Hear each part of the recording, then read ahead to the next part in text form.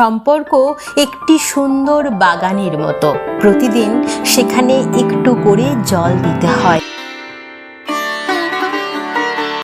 মানুষ কখনো পাহাড়ে হোঁচট খায় না, হোঁচট খায় ছড়িয়ে ছিটিয়ে থাকা ইট পাথরের টুকরোতে। পাহাড়ের মতো বিশাল কিছুর সামনে আমরা সতর্ক থাকি, প্রস্তুত থাকি, কিন্তু ইট পাথরগুলো আমাদের দৃষ্টি এড়িয়ে যায়, যে কারণে প্রায়ই আমরা ইট পাথরে পা হড়কে পড়ে যাই।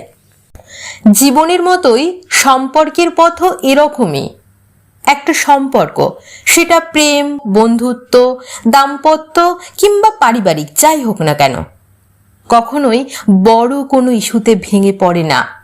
সম্পর্ক ভাঙে ছোট ছোট ভুল বোঝাবুঝি, অবহেলা, না বলা কথার ভেতরে জমে থাকা কষ্ট কিংবা সময় মতো একটুখানি মনোযোগ না দেবার কারণে।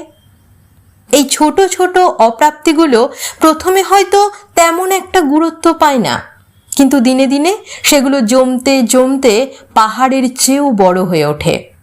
একটা সময় গিয়ে যখন আর বোঝাপড়ার কোনো রাস্তা খোলা থাকে না, বিচ্ছেদ হয়ে ওঠে একমাত্র সমাধান।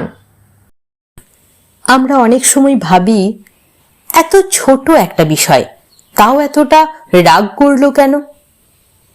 আপনার মনে হওয়া ছোট্ট বিষয়টাই হয়তো তার কাছে বড় ছিল। হয়তো আপনার করা দীর্ঘদিনের আচরণ তার কাছে খারাপ লেগে আসছে। তার সেই দীর্ঘদিনের খারাপ লাগাটা এই একটা বাক্য দ্বারা তার ক্ষতটাকে আরো গভীর করে তুলেছে। জানেন, ক্ষত গভীর হয় তখনই যখন অনুভূতির জায়গায় আঘাত লাগে।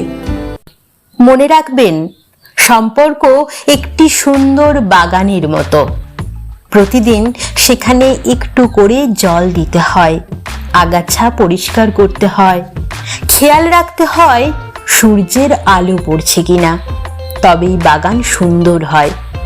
আর অবহেলা করলেই তা শুকিয়ে যায়। তাই সম্পর্কের ছোট ছোট বিষয়গুলোকে অবহেলা নয়, বরং যত্নে আলিঙ্গন করা উচিত। কেননা জীবনের সবচেয়ে বড় সুখ লুকিয়ে থাকে ওই ছোট ছোট খুঁটিনাটিতেই।